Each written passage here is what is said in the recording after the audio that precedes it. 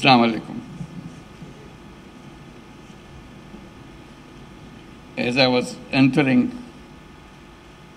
the hall and looked around and saw how powerful the gathering is,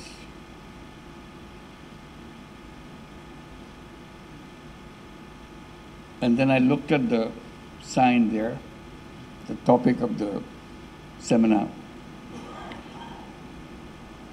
my heart started throbbing.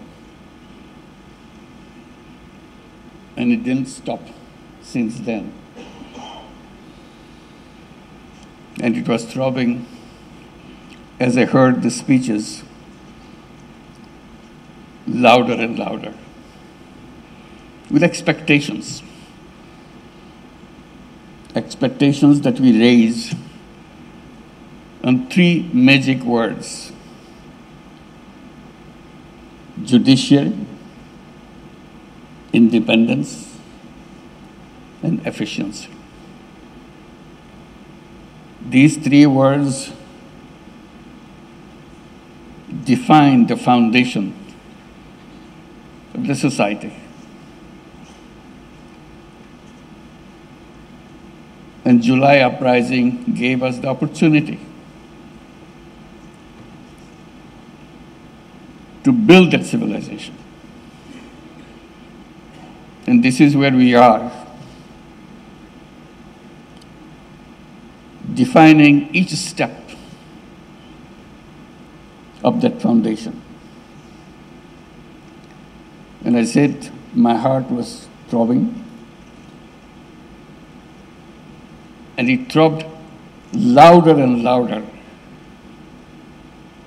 And it became loudest when I was listening to the Attorney General of Bangladesh, because he defined where we are coming from. And if you forget that, we will not understand what these three words mean. And today is a historic moment for all of us, because we are about to celebrate the anniversary of the uprising. It's almost a year now.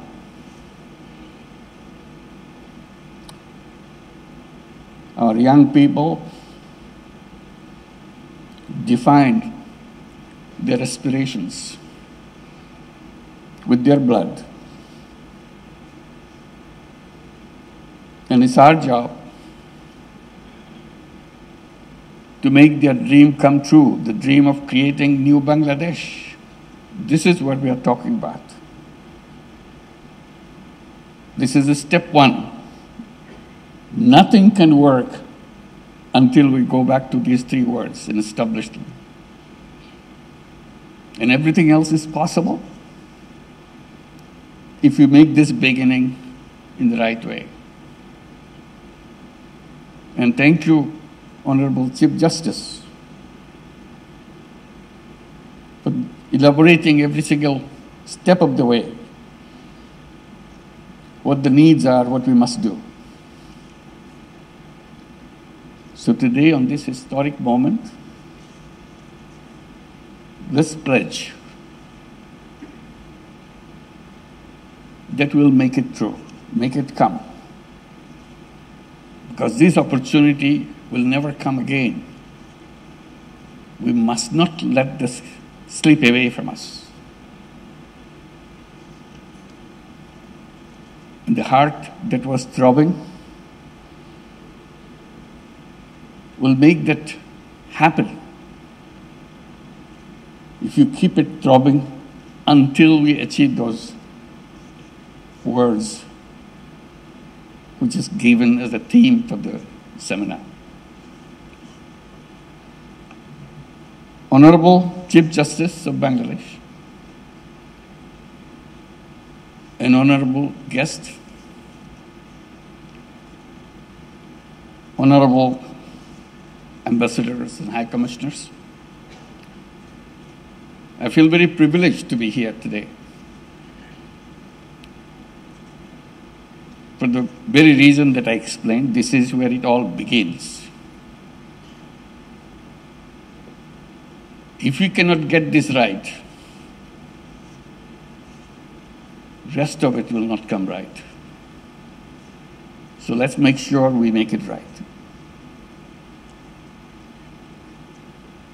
This seminar is particularly timely and significant, as I explained,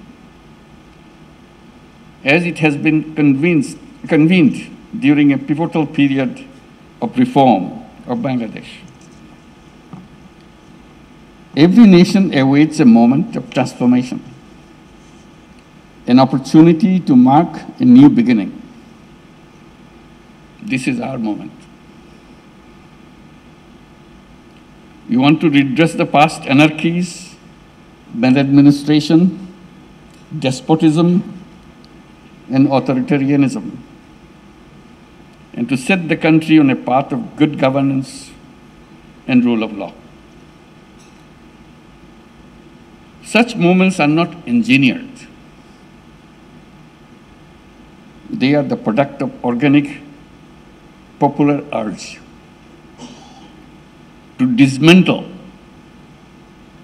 old establishments and their vestiges. These movements have no single author. Rather, they symbolize our unity. Spontaneous in nature, they appear as a counteracting force, emerging to address injustices that have been inflicted on us in every aspect of our nation's life. These junctures thus hold the key to a nation's future. In human history, such opportunities are rare. Indeed, for many nations, they are rather a singular moment. And for us, this moment probably will never come back to us if we miss it. It's not only we miss it, it also gives us the warning that it will never come back. Therefore, these are moments of truth, profound reflections, and united efforts, shaping the fate of the entire nation. A nation's future, consequently, hinges critically on how it navigates these defining moments. Ladies and gentlemen, Bangladeshis are now living in such a critical moment, born from the sacrifices of the thousands of promising, bright, brave young lives. The July Revolution represents our nation's united stand against the injustices ingrained within our social, economic, and political fabric. Indeed, this awakening has come at the tragic cost of thousands of lives, leaving thousands more wounded.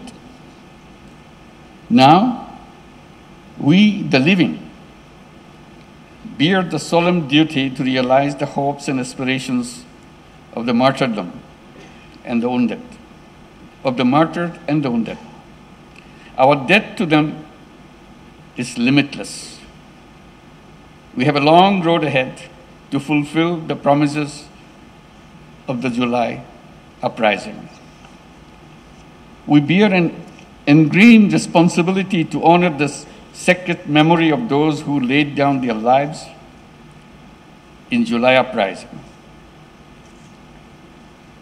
The sole way to discharge this burden is to ensure justice for the heinous crimes against the humanity committed during the months of July and August of 2024. Today, the nation stands united in its determination to hold the perpetrators accountable.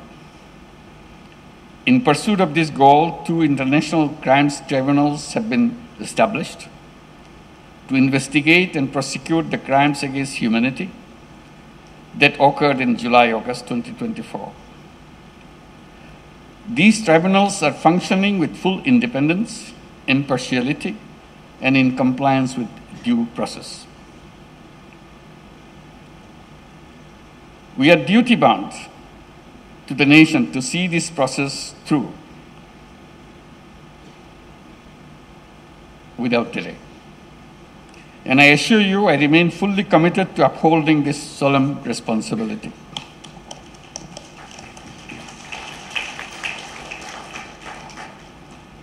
But we must keep in mind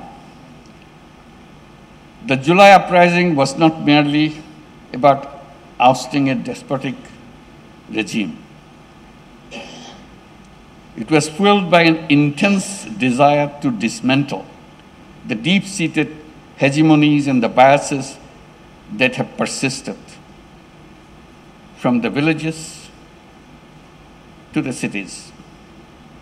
Through the revolution, we aim to create a just society where liberty, equality, and dignity would guide all our actions. The uprising sought to break down the old order and rebuild the state so that no individual or party could ever become despotic or authoritarian.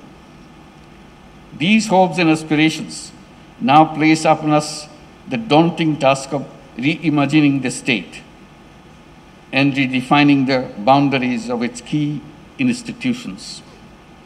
And today, we as stakeholders of this reform stand pledge-bound to do what we are owed. When we speak of reform, we are not talking about minor tweaks that will fall apart under the pressures of time and power. We speak of tasks left undone in the last 54 years since our independence. We speak of changes that will create a powerful democracy while ensuring that democratic aspirations do not twist into either authoritarian desires or populist yearnings. Using populist tactics to win elections and then abusing and manipulating the power structures, dismantling checks and balances, and turning oversight bodies into tools of oppression, these are common strategies from the autocratic playbook.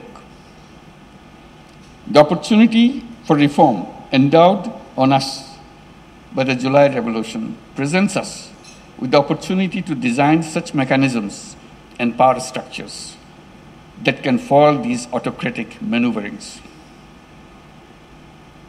The governance of the state in the 21st century presents distinct challenges to securing polities founded on democratic ideals.